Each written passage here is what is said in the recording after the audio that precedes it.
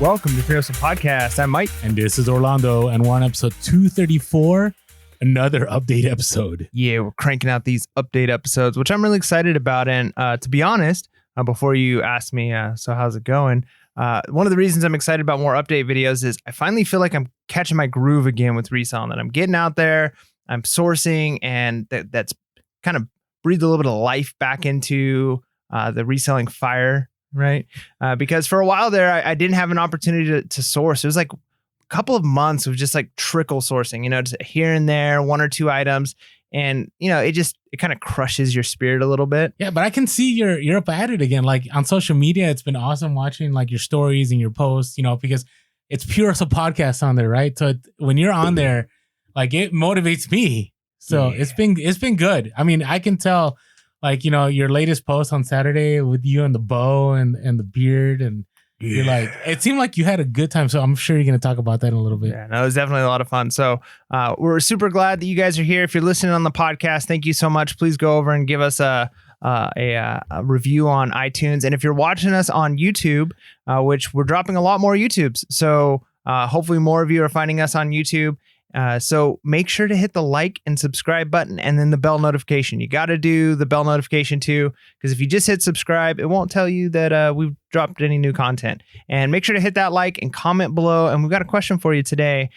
We've talked about this a little bit in the past, but we've had more and more people mention that Facebook Marketplace seems to be the not just up and coming, but maybe a replacement for a dominant force. Not just Craigslist, but maybe even like eBay and some other platforms, Etsy and stuff. It seems like Facebook. What do you guys think? Do you think Facebook Marketplace has the opportunity, or is it moving in the direction that it's going to end up kind of becoming a monolithic force in the reselling world, or is it just another option? Let us know below. We'd like to hear what you guys think. All right. So can I ask you now? How are things going? Yeah. So I've got the fire back in. So no, I mean things have been pretty good. For me, I've been able to go to some garage sales and to some swap meets. I mentioned before wanting to do swap meets more often, and it's been really good because, like I said, the negotiating has been really helpful at swap meets, just back and forth with people and being willing to walk away with stuff, because it kind of hardens. Because sometimes you get your heart set on an item and you say, like, I'm not going to be able to make profit on this if I don't pick it up for whatever it is, $12 is the max I can spend. And they come at you with 20 and you're like, no, I can do 10. And then they go to 15 and you're like, 10 is what I can do. And they refuse to go below 15. So 12 is what I can do. And they say, no, you can easily say like, man, I really want this item though. And you go up to the 15 and you end up barely breaking even or just making a little bit of money. And learning to stick to your guns and being able to say, okay, see you later. And then walk away. The more you do that, the better it is, because the more often you're able to walk away from even something that maybe was $10, $15 profit, because you're not going to be able to get the $20 or $30 profit, the better off you're going to be, because you're not going to have inventory just full of nonsense, and you're not going to get stuck with lower profits, and it hardens you and you're willing to say no. And you'd be surprised at how many times it works, how many times you're able to get them down to that number.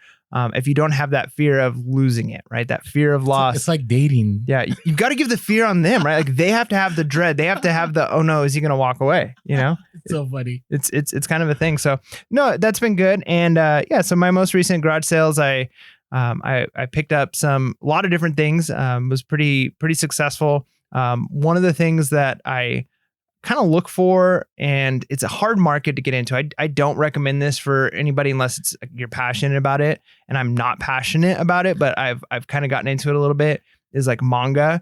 And for me, you've got to be so careful of getting like the right kinds of sets. I've talked in the past in one of our what sold videos that you can even sell like mixed, right? Like you might have number 1, number 3, number 17, and number 21, and those will still sell. But they've got to be the right ones.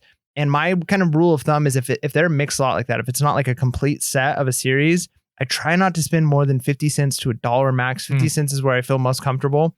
And sure enough, there was somebody who had like 10 of them, and I was able to talk them down to 50 cents a piece, $5, walked away. And it's nice because some of them if I can't lot them together and sell them for like the $30, $40 for the lot, if I end up having to sell them individually, they're going to sell for $2 to $3 plus shipping. So there's still profit there, and they don't take up a lot of space. But it's kind of nice seeing like that I've set this number, and I don't find it all the time, but by having that number in my head, 50 cents. And I heard, who was it? Primetime Treasure Hunter. He made that comment of like with comic books when he buys in lots, he's like, I won't buy, like if somebody contacts me, I'm not going to buy it unless I can get them at 10 cents a piece or whatever it is. And sometimes you can have that fear of, oh man, like this is a good lot, but they want 30 cents a piece. It's that FOMO. Yeah. But if you've got the set and you're like, no, another one's going to come around. Cause I think that's the hard part is we think we're never going to see this again. There's not going to be more, but the more you're out there, the more you're like, no, there's definitely going to be more. So I got that. And then my favorite thing that I was able to pick up today at some, we're recording a little early, but I was at a swap meet this weekend, and I picked up, well, first before the swap meet at a garage sale, I picked up an archery set. So it was a recurve bow. And I've actually been looking at possibly getting a recurve bow for myself. They're a little bit less expensive than compound bows. They're less mechanical. People don't use them as much for hunting, but they're fun for shooting and target practice and that kind of stuff.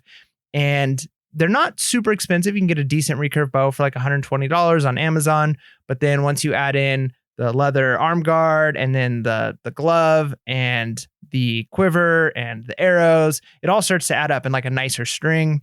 Well, this guy had all that stuff. He had the recurve bow, and he had a whole bunch of arrows and a nice quiver and the arm guard and all of this stuff in an upgraded string.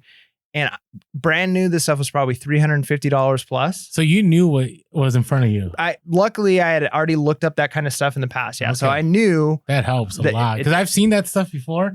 Now, I have a buddy of mine that does hunting. And so I'll just send him pictures. But usually it's worth it. Yeah. No, usually he's like, can you buy them for me? Right. So it's fine, which I love buying because he always hooks me up. But that's awesome that you already knew what you were walking into. Yeah, no, so it helped knowing like this is at least $350 new for all of this stuff, which isn't a lot for bow. Because again, compound bows for one bow, just the bow, you're probably spending $500 to $1,000. So $300, $350 for all of this stuff isn't like a lot. But this guy sold this to me, the whole set, for $80. Oh, and so my thought is, I'm going to use this. I'm going to set it up, and I'm just going to shoot, and I'm going to set. If I love it and I fall in love with it, I'll keep it. But if I'm, shooting for the next couple of weeks and I'm like, yeah, this isn't for me.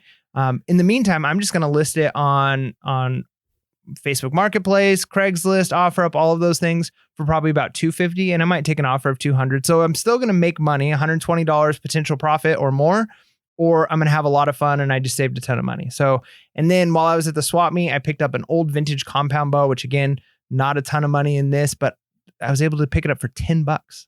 Nice. Right. And even if I sold it for parts on eBay, I could probably sell it for like $60. So I've never bought a bow before, and I bought two in one day. So I know.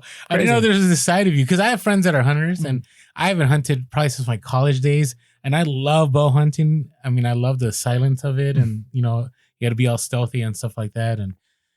And I didn't know that about it. There's always this new side of Mike that I find pretty much every other episode. I'm a mysterious man. He's a Renaissance man. That's right. So, all right. Well, nice. So it's funny because we both went to garage sales this morning, but that's not what I'm going to talk about. But we still scored, right? We still scored. Now, crazy stimulus sales. Now we have a what sold video that just dropped about our stimulus sales. It's actually like super stimulus sales. Like, it was good money, great bolos to watch. If you have not caught that video, make sure to go back and watch that video. Hit that thumbs up, but very well worth it, because some of the things on there you might have thought about, I didn't think about until I sourced them. And here's the thing about stimulus sales. It's one of those things that in reselling, especially when you're full time, there are these lulls. And during the lulls, you're like listing, and you begin to have these doubts like, is this going to end? Like, am I going to be able to do this forever? Like, is this pretty much the way it's going to be? Like, there's going to be no more sales. Like, things are going to be dead. And if you know what I'm talking about, comment below, because you have those moments where you list like 200 to 300 items, like within several days, and you only get a handful of sales, or you get that one day where it's one sale. Like, you see your chart and it's like, $400 a day, $500, $1,000 a day, $800 a day. And then it's $30. You're like, what is like, okay, maybe I need to get out of this. Or you're an eBay seller and you regret the fact that you got out of Amazon because you hated jumping through those hoops. And so all of January and a lot of February, I mean, I did rebuild my store and sales were hot and things were good, but I started having lows again and I started doubting what I was doing.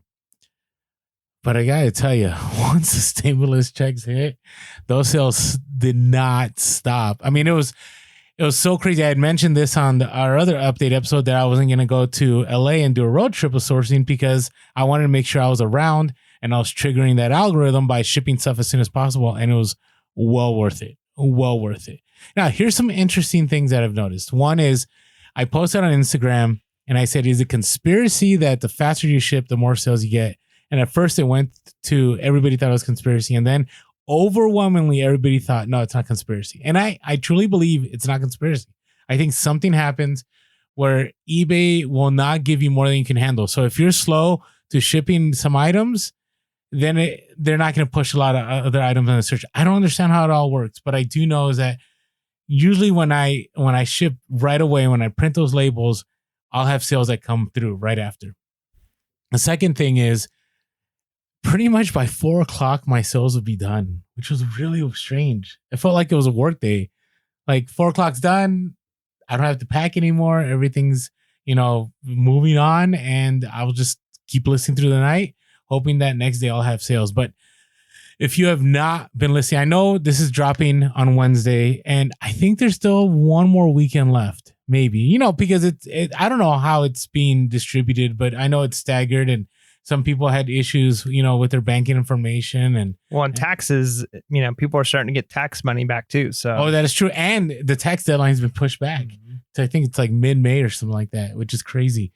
But yeah, so it's a perfect storm to get more sales. Now, this other story, this is kind of, or is it okay if I go into random stories kind of a little bit? Hey, before I do that though, I do want to talk about one of our newest sponsors, AmericanBubbleBoy.com. Yeah. I can't tell you how grateful I am, first of all, for everybody that's used our link below and purchased from them. And I'm pretty sure everyone that purchased from them is grateful that they did. Not only because you guys got to support us, but you got a great product. And I'm telling you, it's awesome. I love when I get that huge 700 square foot, 4-foot roll at my door. And it's so easy to package those large items. And then it's never ending for a moment until it ends. And we just bought, some of the smaller rolls, right? Like the 12-inch comes in a 2-pack and it's like 350 square foot or something like that, right? Mm-hmm. So you can get the really big rolls, you can get the smaller rolls. So it's space dependent, what kind of items you're shipping. They've got a huge inventory and their prices are great and they're super fast. So yeah, use the link that we have in our description because it'll let them know that we sent you, and you're going to save money going to this link as opposed to buying it on Amazon. So there you go. Yeah, and they've contacted us and they're grateful for our collaboration. By the way, that's very big for me. The fact that I can directly message them and they get back to me. Like we have ongoing communication. So it's not just a brand that we're out there just pushing and saying, hey, this is a good brand, and we never talk to the people that are behind it. This is like, small business. It's becoming a larger business because they're able to do same day, next day shipping, but definitely support AmericanBubbleBoy.com in the link below. All right. So a little bit of story time. Are you okay with this? Yeah, we need to have a sound effect for story time. Oh, we do. There's a certain show I remember one time would have like the throwback sound, like the memory sound. Maybe we need to have and that. then like we could like have clouds and stuff. Yeah, I think I'm gonna buy like an actual soundboard that has like sound effects. And I want to go over the top because there's the shock jock radio shows where it's like every 2 seconds it's like cowbell and then someone laughing and then like a meme sound. I don't want to get over the top, but if we had the money to hire somebody, that would happen. Like I could push the buttons, but I don't want it to be obnoxious. So maybe let us know in the comments below how many sound effects do you want? Like, what's the right number of sound effects for your podcast? As long as they're not cheesy. You know what cheesy is. Oh, but cheesy's kind of good, like, right? Like you get the funny meme ones where it's like Dwayne The Rock Johnson saying like, it doesn't matter what you think. And like we play that every time. Like we're talking about a garage sale and someone's like, yeah, they wanted $30 for this and they thought it was worth this. And you hit it. It doesn't matter what you like.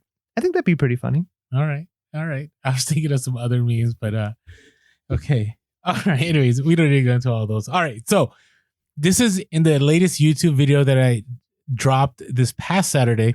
I had a huge haul from another reseller, but I wanted to give some of the background behind it because the YouTube video wasn't able to tell the whole thing. And that video that I shot was made after the fact. Like I wasn't planning on dropping that video because I didn't think things would go the way they did. So I always say this: network, communicate. You know, it's always, to me, it's better to have community than competition. And so this is a good friend of mine, Fernando, and we met, I would say like 3 years. No, maybe it's been 4 years ago. 4 years ago. And the way that we met was I was out doing garage sales and I was in his neighborhood. So we live within, 5 square miles of each other, not super far. And what ended up happening is I went to this garage sale of his and he had his garage open, like a quarter open, and I could see like underneath there's a bunch of inventory right there, right? But he was just only selling stuff that was outside. And so, I'm sourcing stuff. I don't know, he's a reseller, right? And then, this is typical me. I'm like, hey, so seems like you got other stuff. You want to sell some other stuff? And he's like, yeah, I got a few things in the garage. Like, hey, do you mind if we look? And he kind of gave me this look like, what? Okay. And so we went inside his garage and he had like a bunch of vintage stuff and everything I like to sell too. And so we made a deal and he gave me a good deal. And everything I bought from him sold like within 2 months for a nice profit. So then I forget, we ran into each other again because our kids ended up going to the same school. And then we just kept running into each other and then we just started just hanging out. And I think there's a video out there too that I've done with Latin Pickers and him. We went out to eat and everything. And what was interesting this time around is that, I went over to his house for last Halloween, had dinner with the family. I mean, we're good friends. And he contacts me and he's like, hey, I got some Lego stuff. Lego's not my thing. I'm moving. Would you be interested? Right? Just Legos. That's all he's texting me about. Go to his house. He has his Legos. And then I'm like, hey, do you have anything else? He's like, you're going to make your way into the garage, aren't you? You're going to go to the garage again. I'm like, hey, I'm just asking. You're moving. I see moving boxes. And sure enough, back in the garage. So it went from Legos that I dropped $30 for that I'm going to make a nice profit on. Then after that, it went to his garage. I bought 30-something vintage hats. Check out the YouTube video. I just bought all kinds of stuff. So I went from spending $30 to spending at least $680 for everything. Now, in the YouTube video, I say $680. I think there's a few other sales that I made. I just can't remember at the moment when I was making the video. He swears it was more than $680. I can't remember, but it was a nice profit. Now, I say this in the YouTube video too.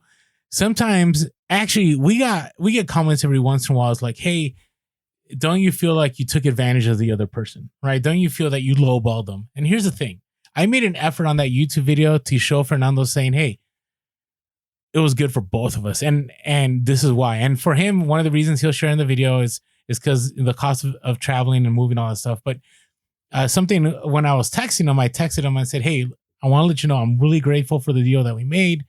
Really appreciate you working with me. And he messaged me back. He's like, listen, all good. You actually helped me out.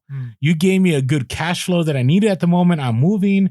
It's nice to get that extra cash, to help with a lot of expenses. And, there's probably more. And actually, he hit me up today earlier. He's like, hey, I got all these cleats here. I'll give them to you. It's like, you want them? I'm like, sure. Is there an expiration? Like, do I have to be there in 2 hours or can I just pick them up tomorrow? He's like, nope, get them now or they're not free. And he's like messing around. And here's the thing. We're good friends. It worked out. We made a sweet deal. He ended up with the money he needed. I ended up getting the profitable items that I was looking for and we're all good. And I'm going to go out. I'll probably make a video when I go out and visit I know a lot of people in Utah, so I'll go visit him. There's a few other people I know there and go sourcing, but always be willing to network. I mean, it's going to be very profitable. To see how profitable it is, you should check out the YouTube video. It's a lot of stuff I was able to get in that haul. And yeah, unexpected. Didn't even know I was going to be dropping that money, sourcing that much inventory. And it was great. So good. All right. How about you? Got some random stories? Yeah. So Friday, there was a garage sale in the neighborhood that I'm in. And it was, obviously garage sales are early morning. I'm working. But because I'm doing the working from home, essentially, between classes, I had like a 50-minute break, and I made sure to start work like an hour early so I can get everything ready and done and stuff, so that I could take that 50-minute break between classes. And instead of grading and sending emails, all that stuff is already done. So I drove to this garage sale. So I get there and I'm looking around. There's a few things, and they're kind of wanting high prices on stuff. I asked about a few items, and it was just like, man.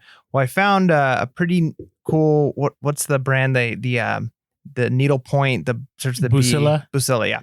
So I found one of those, and it was new, unopened, and I checked comps, and there was one that sold for like $75 and one that sold for like $49. And I'm like, all right, this is cool. So I grabbed like my typical fashion, like 5 or 6 items together. Like, how much for these? And she starts giving me like individual prices on everything, and everything was pretty high except for that, which was only $5. Okay. So I'm trying to still kind of high though. Still high, yeah, for sure. But I'm trying garage sale. So I'm trying to like get the price down on everything and to bundle, and it's like no. So I'm like, okay, if the prices were going to be bad for everything except for this, I can make money on this. So I'm like, all right, I'm just going to get this then. And I give her a $5 bill out of my wallet. And there's actually like 2 people. It's like the lady was like the middleman. So she kept saying, like, walking over to the lady with the money in her fanny pack. So she's walking over like, how much for this stuff? So she comes back. And so I say, I want this for $5. So I pull out my wallet, hand her a $5 bill. And I kind of, I'm trying to be more like social and like open and friendly with people. So I kind of jokingly say like, yeah, it looks like my son got a hold of this one. Cause there was, I don't even know what size to say it was, like a smaller than a small paperclip like piece off the top. Okay. Still perfectly fine. Serial numbers were there. Wasn't ripped in like it was just like it looked like a little piece was ripped off the top, right? Yeah. So I'm just being funny. I'm like, looks like my son got a hold of this one. I hand it to her. And so she walks over, she gives it to the other lady, and the lady goes, I'm not taking this. There's no way I'm taking this money. Were you committing a felony or something? Like defacing money? Yeah. And I'm like, she walks back, she goes, she's not going to take this. So I walked over and I'm like, are you being serious right now? And she's like, yeah, I'm not going to take that. It's piece of junk, or it's junky. It's whatever. Right. And I'm like, it's money. Like, so I'm like, fine. So I pull out a 20 instead, and I hand her the 20. And so she gets in her thing, she pulls out, and she gives me a 10 and a 5, and the 10 is like a really sharp crisp. You could tell she just got it from the bank. She goes, see, I'm giving you nice money.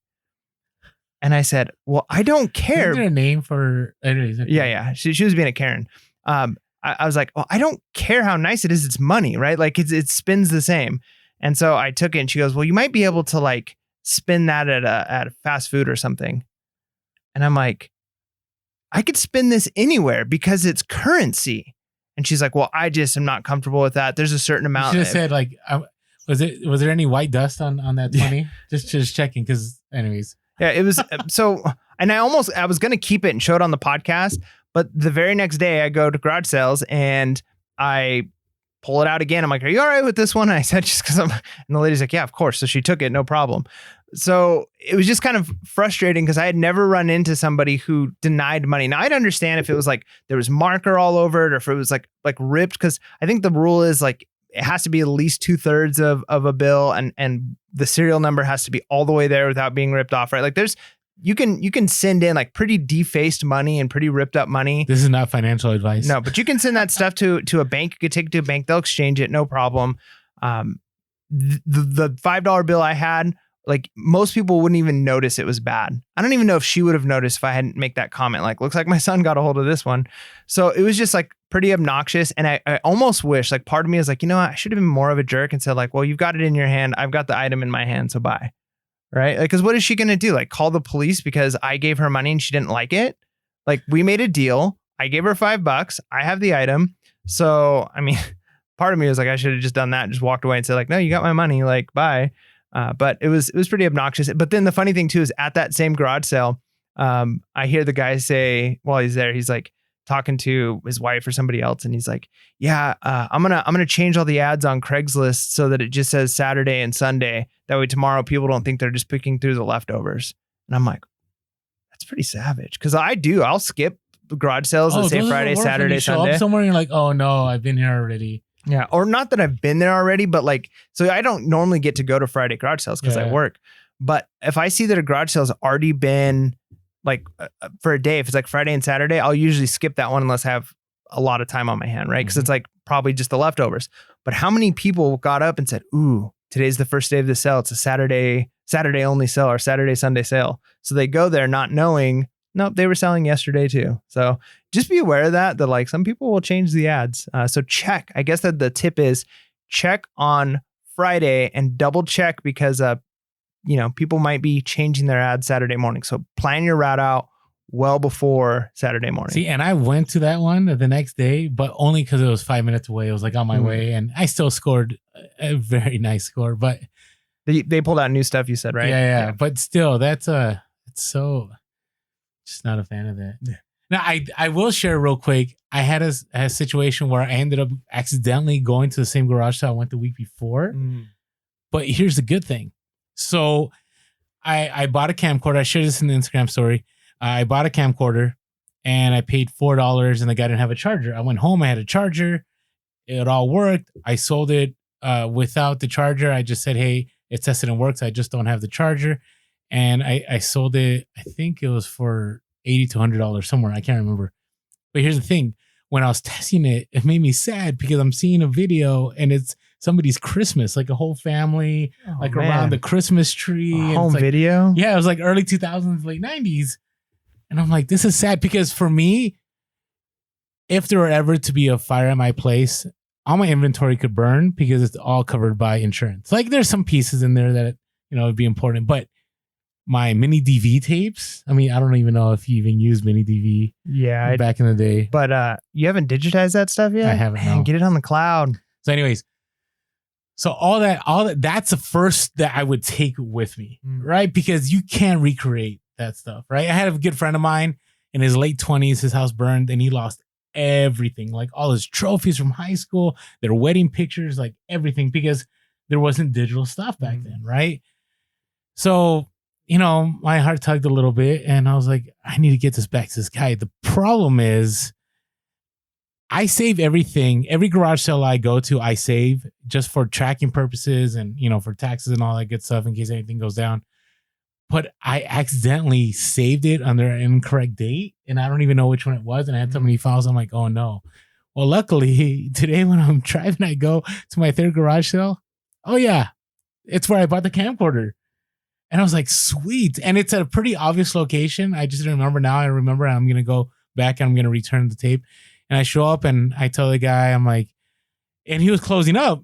And I said, hey, listen, I'm not here anymore, to buy anything because it seems like you're pretty much done. But I want to let you know, you sold me that camcorder. I have that tape. He's like, oh, that's awesome. Like, hey, bring it by whenever. I'm like, sure. He's like, hey, by the way, do you want to make a deal on everything here?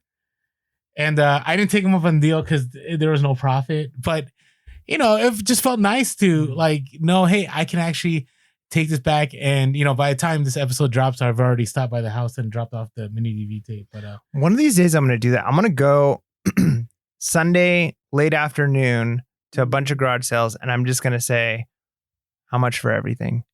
Right. Because people do that a lot. That seems like, especially because you've got to wonder a lot of, now that I've been going to the swap meets more often, people are getting inventory from somewhere, like clean outs. Oh yeah. Right. So I kind of want to know like where some of these people are getting all this stuff from.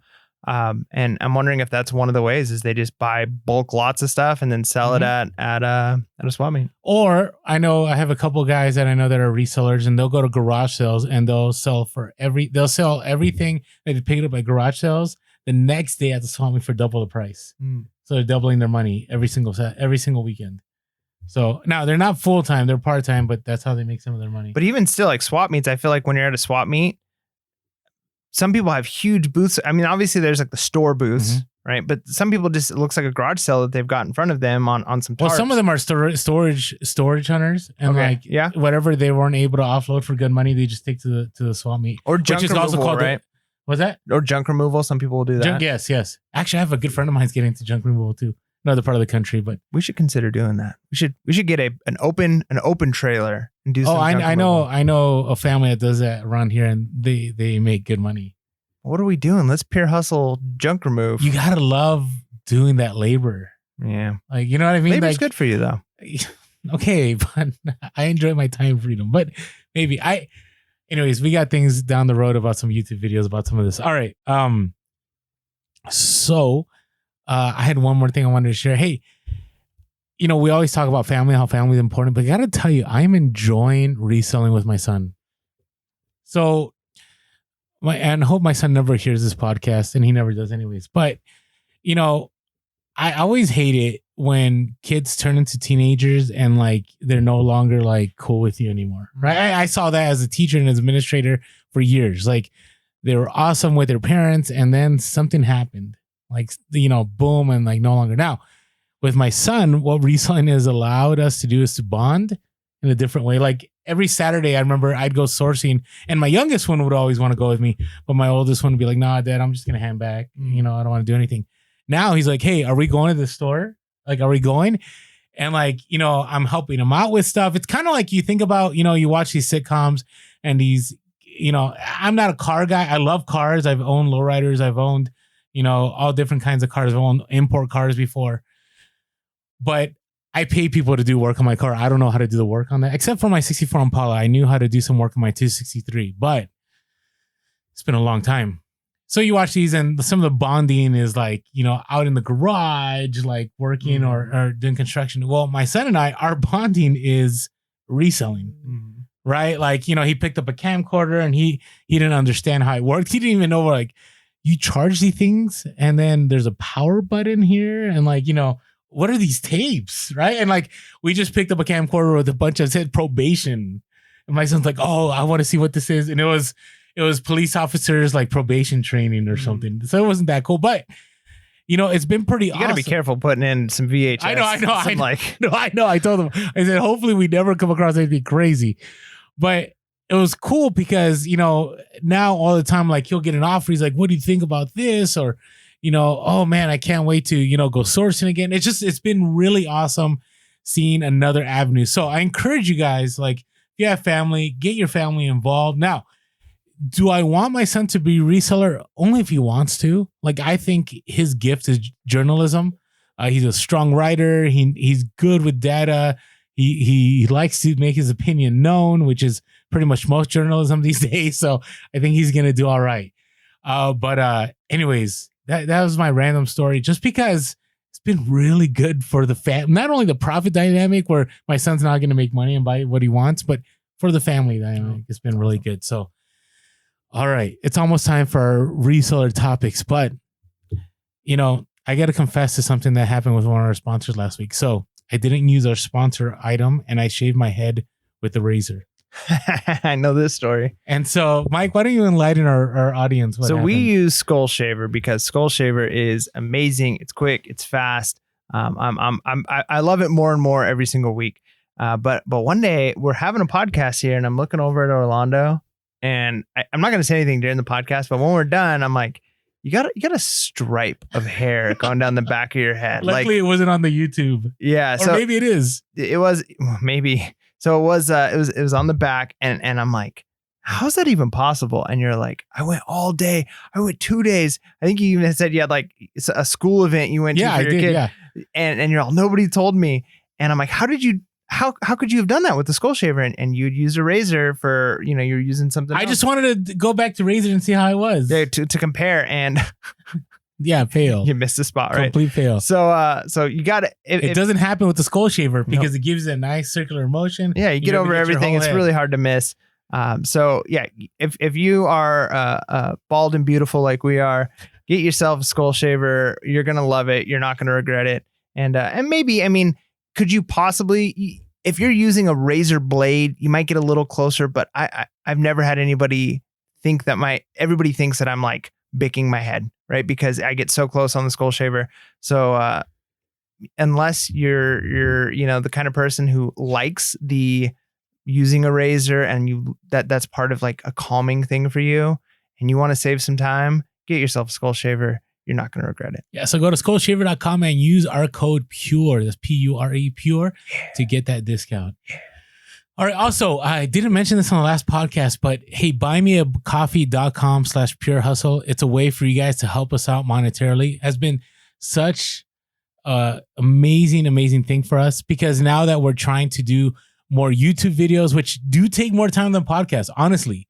I mean, I spent, probably 3 to 4 hours editing my latest YouTube, and a podcast takes time. I mean, we record and Mike has to edit, and that takes a couple hours. But when we're both making YouTube videos and then we're making together YouTube videos, it takes a lot of time. So anytime you guys help us out, sign up for that year membership, less than the cost of $1 per episode and per YouTube video. So $5 a month for the year definitely helps us out. So if you can go there and sign up and be a member of PHP, and hopefully we'll have PHP Plus down the road. Yeah, there's a cool thing on the Buy Me a Coffee where we can pump content straight into that, so you'll get unique links. So yeah, I think we're gonna have some unique links that go there, maybe some short like way down the road. I mean, it depends how much we're able to get. And it might not even be down the road. Like it might be small to start with. Let us know if you're a Pure Hustle podcast supporter on Buy Me a Coffee, some things you like. But there's nothing that would keep us from doing like a half-hour Zoom call with our supporters. You guys can ask us questions.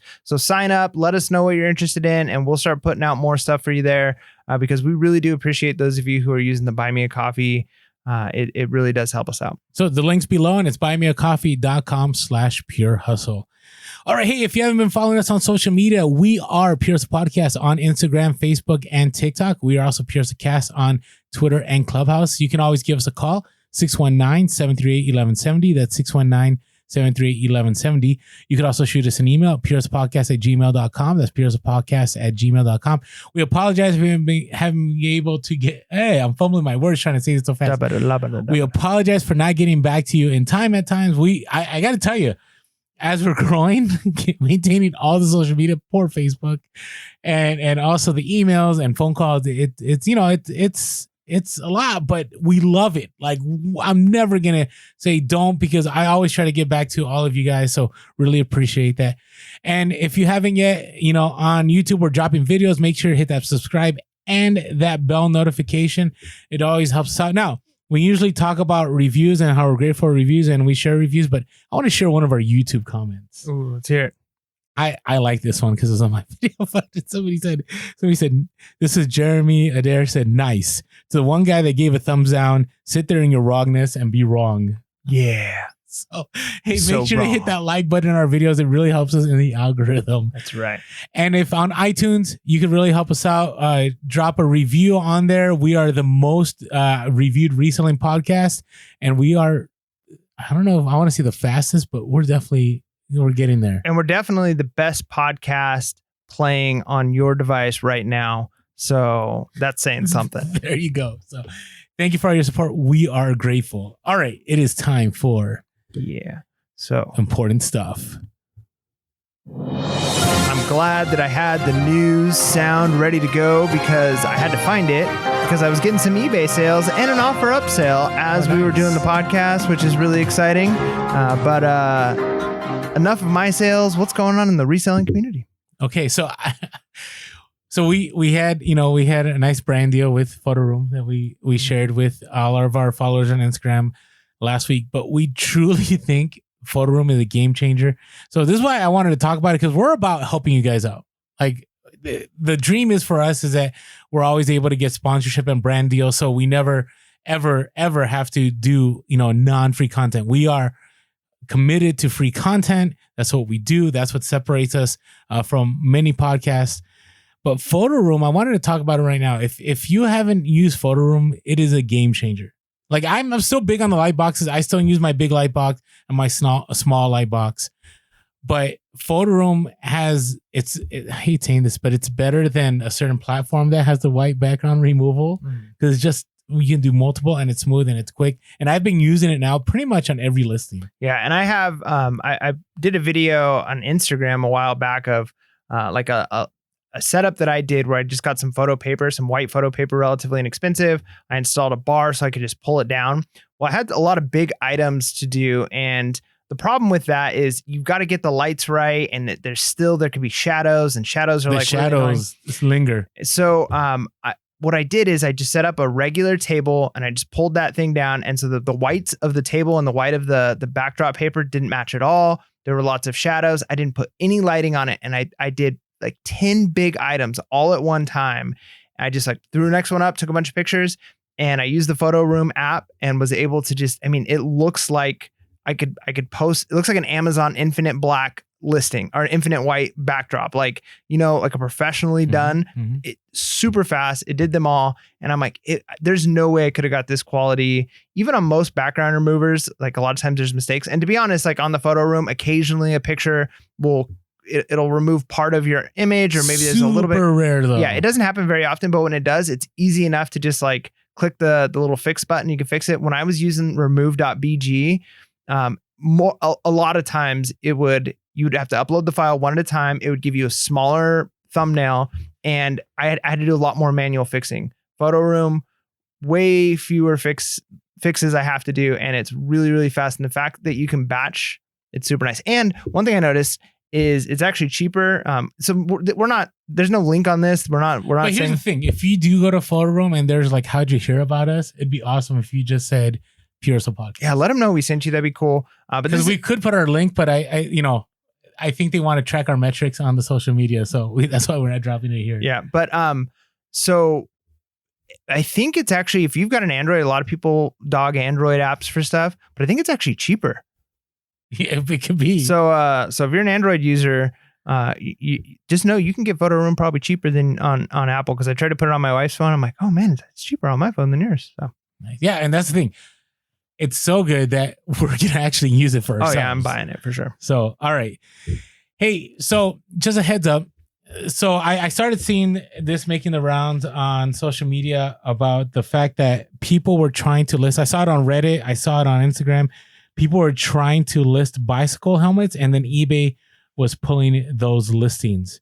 Now, that might come as a surprise, but it's actually eBay policy to not list used helmets. Yeah, it's very dangerous, honestly, because you never know. When I've been in a couple of small bike accidents, and even if you don't think you hit your head very hard, you're supposed to throw the helmet away and buy a new one, because you don't know. Like the helmets are rated to protect from a fall, but after any bit of damage to that helmet, even throwing a helmet down on the ground, dropping it too hard, any damage to the helmet, the structure of it could be damaged enough that it's no longer a safe helmet. So it makes sense that they would pull it. Now it might stink if you're like, no, I know that this helmet is fine, but I wouldn't want to be responsible for buying a helmet at a garage sale and then selling it because it looks really good, but not knowing that the person got upset one time and threw it across the room, and then now there's a crack inside in the foam, and now it's not as safe. Yeah, they actually say in their safety policy that you can sell new helmets, but used helmets are not allowed. Like it's clear in their safety policy. So just a heads up, and this is why motorcycle helmets, like once they've been in one accident or anything close, like they're no good, right? That's why I've been super careful. And I know some of you that listen to us, you follow us on Instagram, and I've seen your posts, and I know they sell. So I'm not saying, hey, this is the end all. I'm just telling you, it says right here on their policy, used bike helmets are not allowed. That's it.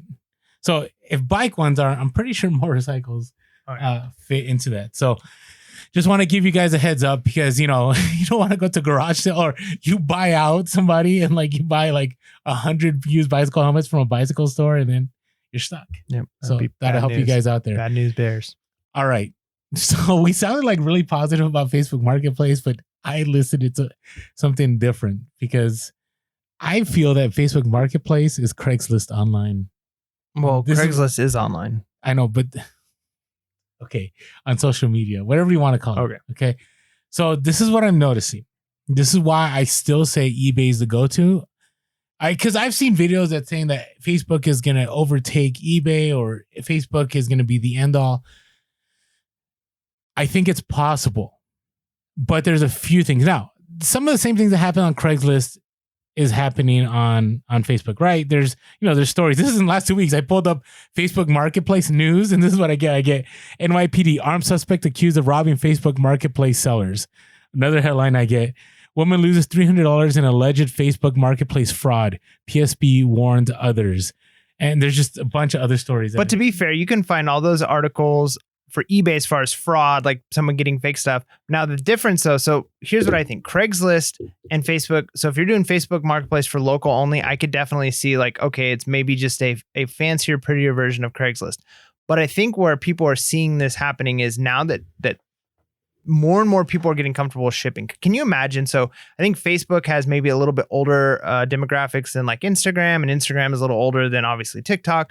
But can you imagine the people who are like eBay? You know, they don't really, a lot of people aren't on eBay. A lot of people are, but most of my friends that I talk to, they don't buy things on eBay. But they're on Instagram all the time. They're on Facebook all the time. And if they get used to the fact that they can look up stuff and see like, oh, I can get this shipped to me for $4.99. I could see a lot of people wanting to buy things on Facebook. Yeah, the only thing is that I've been on there and I've bought stuff, and their search function is horrible. The second thing is there's so many scammers, like you'll go on there and you'll see something that's like they'll put a price and then you'll go to and they're like, this isn't the price. Like they'll say basically they're trying to, clickbait you to clicking on their link, right? Or like the other day, I went to go buy Harley shirts and they're like $1 and they show a stack of 5 Harley shirts.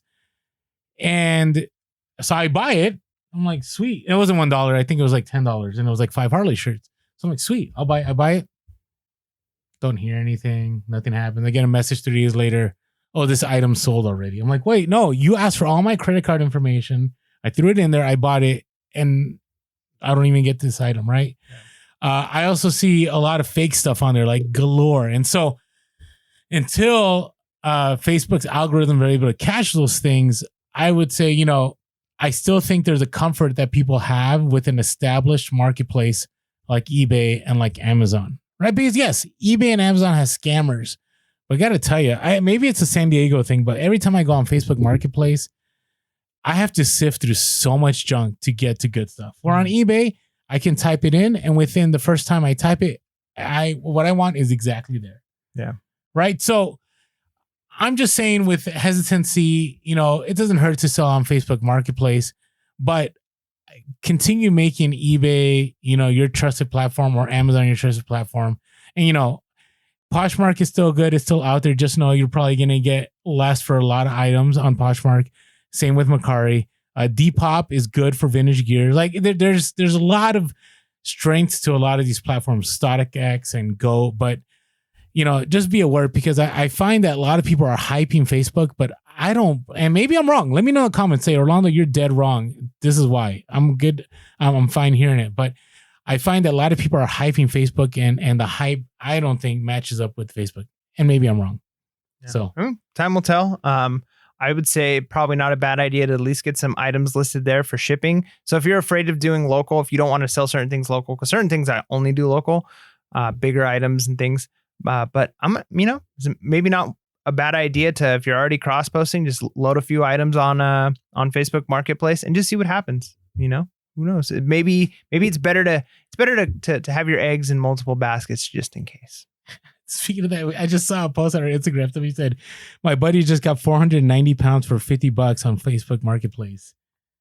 I don't know what that is. Was that weights? Yeah. Well, yeah, we were talking about weights. But that's a deal. But the weight market's going like this. It's tanking right now. But that's the thing is, even when weights tank, so yeah, it's tanking in the sense of they're not $3 a pound or $4 a pound like they were during the height of the pandemic. But even used weights, you're probably never going to get less than 75 cents, 50 to 75 cents a pound. Yeah. No, I think they still scored. But I just think it's funny because the moment I'm like throwing shade on Facebook, somebody's talking about how great Facebook Marketplace is. Yeah, it's a sign. So there you go. All right. This was interesting. So this came out of what I'm going to share came out of a conversation I was having with the guy that I just dropped the YouTube video, the other reseller, because him and I both sell vintage gear. Now, we're different than a lot of, people on social media because we don't flex the vintage stuff that we share, because the vintage space is very different. It's not like when we share about Merrell shoes and Danner shoes and so on. Like there is some kind of like, it's very territorial. Like I've been to warehouses where you buy vintage gear and like, I don't talk to a single reseller there, and those resellers don't talk to me. They don't even look at you. Like no one wants to know what you're picking up. And this is why. lot of vintage gear, you got to be careful, is subjective, meaning that comps don't always matter. It's very much based on what the buyer is willing to pay for it, which is like for a lot of things. But you know, what separates one, we're talking about, like, for instance, like right now there's a rise on like some Betty Boop items, like shirts and stuff from like the 80s, 90s. And my mom has a lot of stuff. So it's time to visit my mom. Oh, that sounds terrible. All right. Anyways, so Now we see where love you, your heart Mom. is, No, Orlando. I feel bad. I've stayed away because of COVID, and, you know, but maybe it's time to, you know, expedite my vaccine here. So bad. This is not a comedy show. All right. So why are my hands up? I don't even know why my hands up. I was comparing. Oh, what is the difference from one shirt to the next? Like, why is one shirt sell for 500 and one for 1,000? And sometimes it's not that there's comps. It's the fact that it's just based on what people are looking for at that moment in time. Or like some of these auctions that you see with these vintage tees, you're like, hey, that's crazy that shirt sold for that much. And it'll probably never happen again. So I came across this GQ article, and it talks about the rise of the faux bootleg tee. So I've talked about faux bootleg, that, you know, there's a difference between bootleg and counterfeit. Bootleg can bring money because it's something unique that was created during a certain time. Counterfeit is against the law because it's trying to copy a real item. Yeah, it's using the same logo, the same branding, but it's fake. But the same design and everything. Right. Like, where you can use that brand on some creation that you make and it's bootleg. That make sense? yeah, well, like, okay, for instance, you can make a concert tee or a Spider-Man t-shirt, right? But if you put like Disney Parks Resorts as on the label, or Correct. if you have That's a part of it, purse, yes. yeah, if you have a bag and the bag is like from a, you know, concert, or whatever, but if you have a bag and you put Coach on it and you try and use the Coach like pattern, then that's a fake. Yeah, so like Louis Vuitton. So Louis Vuitton, a lot of people repurpose Louis Vuitton. So they'll grab, you know, maybe a purse that has like a tear on it, and they'll take off the material and they'll create, I don't know, a pair of shoes, or, you know, a cell phone case. And it's bootleg, but it's still okay to sell, right? Now, thought this was interesting. So I'm reading this. So I'm going to read a little bit of it. It says, in the much observed NBA tunnel this season, basketball players far and wide have been following an unlikely trend. It looks like superstars from around the league have been plundering thrift stores for bootleg tees from the recesses of the late 1990s. So they said, you might have seen so-and-so with a blown-out photograph of Whitney Houston, godly emblazoned on his chest, or maybe somebody was wearing, you know, an Allen Iverson oversized balloon letters. A few weeks ago, somebody was wearing, you know, an overblown Jackie Robinson tee, Lost in Time look, you know, that they got from the Salvation Army. So why did I bring this up? I do think... I think the t-shirt market is still on the rise. Like it's obnoxious, you know, the prices, like anything. I mean, I don't think it's any more obnoxious than NFTs right now. Okay. But be on the lookout, because even the bootleg stuff, like the other day I was watching somebody's YouTube video and there was like these certain tees. Do you ever seen those giant tags? The giant, like, whatever brand tag, it's like a tie and it says giant. Like, I thought that was like bootleg stuff. Maybe it's real. Again, part of my ignorance. Okay. I know vintage, but I don't know vintage. Okay. And people were like buying those shirts for like 400, 500, 600, 700. Right. But people are selling a lot of bootleg stuff. I'm seeing a lot of this happening in the TikTok space, where you have influencers that aren't necessarily looking for just a vintage. They're just looking for something that looks vintage. And even if it's bootleg. So I'm finding it interesting because I look at eBay listings and bootleg is okay a lot. Right. And so the reason I bring this up is, you know, not like a bolo, but just be aware that the market's just going to keep growing. Like, and you can spot these shirts. They're like just... like the designs are just outrageous. Like I'm seeing right now has like a massive Spike Lee face on it, or there's the Mike Tyson one that's pretty popular, and there's some other ones. And so just keep an eye. And I think, as you know, I've talked about Harley is rising again, because now it's, you know, becoming popular amongst, you know, TikTokers and social media influencers and so on. And a lot of repurposing is going on too. So people are taking Harley gear they're taking some of these 90Ts and they're making them into like midriffs, or they're making them into tank tops, whatever. Like it's growing and growing and growing. So if you're in that vintage reselling space, couple things, make sure you're aware that there may not be comps for certain things. So that doesn't mean that you pass up things. Maybe you just pick it up. We were talking, Fernando and I were talking too, that we had a bunch of 90s like Padre shirts with like the big cartoon heads that like a couple years ago, they weren't worth like $10. Now you can like sell them for $50 if you get the right shirt. That's crazy. Even more. So keep an eye. All right. And the last thing I wanted to share this real quick, contacting eBay. Now we can call because we have, concierge, and I hate saying that because, hopefully everybody will have access to some kind of concierge here coming soon. But what's some other ways you contact eBay before if you have an issue?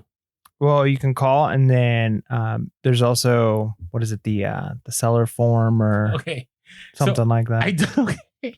So I don't know why eBay does this, but like to get help as a seller, you have to go to the eBay Seller Center.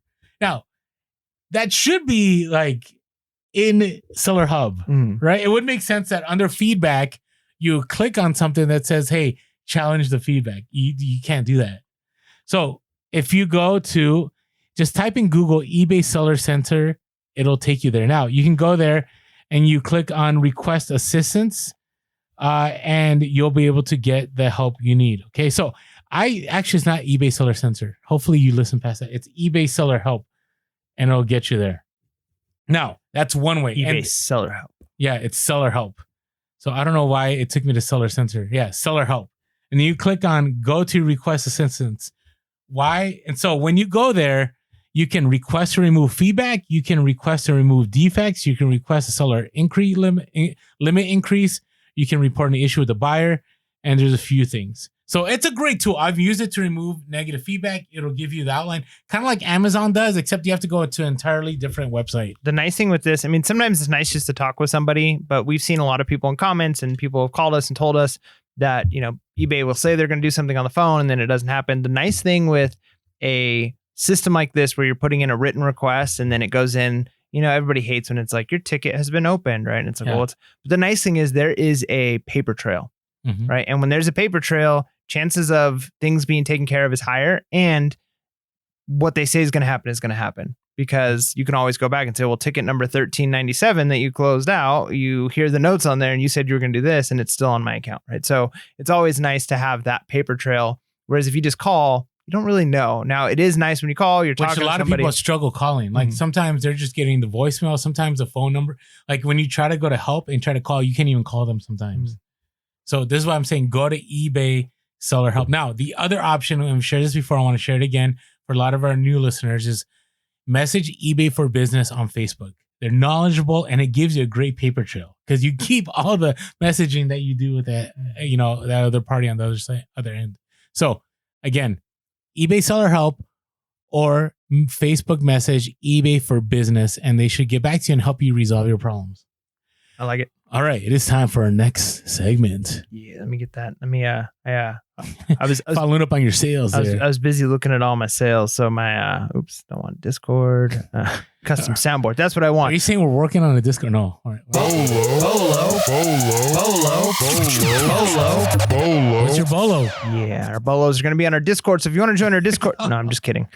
All right, you go for it. I've talked a lot. All right, so this is one that so costume jewelry and then nice jewelry, I know almost nothing about, literally almost nothing. And when we had our garage sale, when we were moving into the fifth wheel, my wife was selling some of her costume jewelry, and one guy, I'm assuming a reseller, he actually had like a jeweler's loop, and he was looking at some of the stuff, and he found one like ring. And he like quickly like grabbed it and was like holding on to it. And he's like, how much for this? The ring. And he actually, he didn't, it's precious. He didn't say the one ring. He didn't even ask us what the price is. He's all, would you take 20 for this? My wife's like, yeah. Right. So he throws it in his pocket, gives us the money, walks away. I was like, holy cow. Was that like a really good ring? And she goes, no, it's just a fake Tiffany. And I'm like, and we didn't feel bad. She's like, he offered 20 and I said, sure. Right. And he didn't ask, like, is it real or anything? So I'm cautious, but I heard that name, Tiffany. I'm like, okay, so this is obviously a a brand that Well, people Tiffany's buy. a good brand. Tiffany and Co. Right. So I'm at a garage sale, and I'm looking through there's a tote with like toys and books in it, and 2 shoe boxes. So I open up the shoe boxes. I'm digging through. I'm seeing some watches. I'm looking up these watches. Well, then I find a Tiffany and Co. box, and it's like super nice. It's got that bluish, greenish, whatever it is. Open it up, and there's 2 things inside. One's in a bag, one's not. And there's a bracelet and a necklace, and they're like thick chain, sterling silver, and it says on it, "Return to Tiffany and Co." with like a year. And so these are like vintage. They're like 20, 30 years old. They're a little bit older. And based off of what else was in the shoebox, because I looked up some of the watches, and the watches had like receipts, and like one of the watches had like work done on it from the place, and it had a receipt in there. So I'm like, obviously this person has like real stuff, right? So I'm asking for prices on all these things, and only thing I ended up walking away was the Tiffany and Co. stuff. And I have no way of knowing 100% it's real. I'm gonna have to do some more research, but I'm like 99% based off of like the other stuff she had in this box. And I did say, is this real Tiffany and Co.? And she's like, yeah. So I'm obviously gonna do a little bit more research, but I paid $35 for a necklace and a bracelet that together I should be able to sell for like close to $300, $250, $300. So this is one of those things that I would have normally just passed up. I normally don't look at necklaces and bracelets. Nine times out of 10, I'm going to see a box of this stuff and I'm just going to walk right past it. But I saw that name and I had heard it, and my wife had said it before. And so now you better believe that I'm going to have my eyes out for Tiffany and Co. stuff, or Tiffany. I don't know if it's Tiffany and Co. I'll have to look more into that. So you do some research on my bolo. Okay. Look, I'm not an expert. I'm not saying I'm the jewelry expert. I'm just saying that this is a brand that sells because the comps were outrageous, and you never know what you'll find. No, I have a friend of mine that lives nearby that makes a ton of money on costume jewelry. And he knows and I don't think Tiffany is costume jewelry. I think Tiffany is like legit, like. But I'm just throwing out there that even costume jewelry in itself could be a bolo. That's one of my plans. Depending on what it is. Yeah, that's one of my plans this year is to buy a jeweler's loop, learn what to look for, learn some brands, those guys, and learn some costume jewelry. And of course, like it'd be nice if I could find some real silver and gold and that kind of stuff. But even if I'm just like, ooh, here's a piece of vintage costume jewelry. But again, it's one of those things where I feel like I'm leaving money on the table every time I walk by a table full of jewelry or boxes full of jewelry, and I just have no idea. Yeah, no, I get it. I do the same thing. But if you see Tiffany, might be worth picking up, or it might be a fake. So do your research. Do your research. All right. So my bolo is a weird one because I never thought I would ever utter these words. Skylanders. Yeah, I didn't think you'd ever utter those words either. Honestly. Or word. Here's the thing. So when Toys R Us was liquidating 3 years ago, whatever it was, there was so much Skylanders, Imaginators, stuff like. I see Skylanders in garage sales all the time. Like all kinds, like brand new in box, like pennies on the dollar. I skipped all of it. All of it. I didn't pick up any of it. And sure enough, it was worthless for a long time. 2 years ago, when the Nintendo Switch came out, I bought one for my son, and then I bought 3 packs of there was Skylanders, Imaginators starter set for the Switch. It was like $100 a piece. I put it on eBay to sell. I don't even think it was $100. It might have been less. Put it on eBay to sell. Never sold. I just went back and I returned them all. Stuff is selling for good money. So how do I know this? So catch our YouTube. There's one guy on there, Chaos, that you'll spot him if you can find him in the video. He was selling for $40. I actually listed him and he sold in less than 24 hours. I paid $30 for all of the Skylanders in there, and it sold within 24 hours for $55 used. Okay. Started looking up some others. There's money. Then I saw one of the starter sets that I was like, I was interested. And so the Nintendo Switch one that I had picked up that I was going to resell now is selling for close to $300. Wow. New and sealed. The PS4 ones, good money. And there's some of the older, like 2014 ones. I think there's 2012 ones. There's like the giant set. There's like different kinds. I'm like learning all this Skylander stuff. But man, some of those are good money. So a lot of them are junk. I mean, that big pile I had, there's a bunch of, and I feel bad because people were hitting me up wanting to buy this calendar set, and I was willing to offload all of it. And I'm by the time of this Now you're gonna look podcast, through it. I maybe have sold them all, or maybe I decided to just hold on to them. I feel really bad because I was planning on that, and then I sold that one. I'm like, maybe I need to hold on and sort through some of these first. But Well, I need to start double checking Skylanders now. yeah, I hate sharing bolos like that because I would say probably 90% of them are worthless. But if they're new and sealed, there's a certain 10% that are worth good money. All right, what are you looking forward to here? Okay, so you did the last video on that haul. I'm working on our next YouTube video drop, and I'm gonna do a series. So I'm planning 4 videos, but it might end up going a lot longer depending on how this takes me. But we talked about costume jewelry as being something I don't know anything about. Another thing that I see all the time and I don't really know anything about is tools. And I did not grow up using tools and having lots of tools. Almost all of the tools I have are Harbor Freight, like just cheap, or like, buying at Walmart, like a set that comes with everything. And it's like $15 for, and it's like, oh, I got a tool set now. And so my tools are junk. I've heard people call Harbor Freight tools knuckle busters because while you're in the middle of twisting something, it breaks and you slam your knuckles on whatever it is you're working on. And so I've had that happen. I was actually working on something the other day and my ratchet broke mid crank, and I was pretty frustrated. And I'm like, you know what? I see tools at probably 30% of the garage sales I go to are nothing but tools, vintage tools, woodworking tools. And every time I go to the swap meet, there's tables of tools, and I feel like I just see them. And I've always in my mindset, I'm saving time by just walking past it. I'm just saving time. I'm not wasting any time on tools, but I see so many people digging through tools. I'm like, I need to learn this. So I've spent the last couple of days watching YouTube videos, reading eBay comps, and actually out at thrift stores and garage sales and swap meets looking at tools. And I feel like I'm getting base knowledge. And so the series that I'm going to do is basically learning with Mike, learning a new niche. Nice. And I'm going to do, I'm going to watch 20, 30, 40 hours of content and research and all the stuff that I'm going to do. And I'm going to distill it down to like 10 minutes. Here are the takeaways that I've learned. And you guys can help me learn more about tools. And I'm hoping that by the time I get through this 4 video set, that I at least come out of this with a decent competency in tools. Obviously, I'll barely be scratching the surface. But if I find after putting that much work into it that I hate tools, I don't like doing this, then I won't do it anymore. But that might open up a new door. Because even this last time at garage sales, I've, for the first time ever, picked up some SK and Craftsman tools, and I'm getting them at pretty okay prices. And I'm like, wait a minute, my plan is I'm going to put these tools in my toolbox, actually get things organized, list them, and when they sell, I'll sell it, ship it out. In the meantime, I've got quality tools. Nice. So I'm going to slowly build up my own collection, learn about tools, learn about woodworking, all of this stuff, because I feel like I'm just leaving money on the table literally when I walk by tables of tools. Yeah, I mean, I pick up like Snap-on and Matco. Like those are easy ones, but there's a lot that I don't know. Well, especially when you're looking at like vintage, like I've been seeing like wood lathe or like wood. I would have no idea. Wood scraping things. And it's like, I don't know anything about those. But then when you see like this one thing sold for 150 or 170, it's like, I don't know anything about that stuff and I'm walking by it. And so if I can at least Can I thumb up our own video once I watch it? That's right.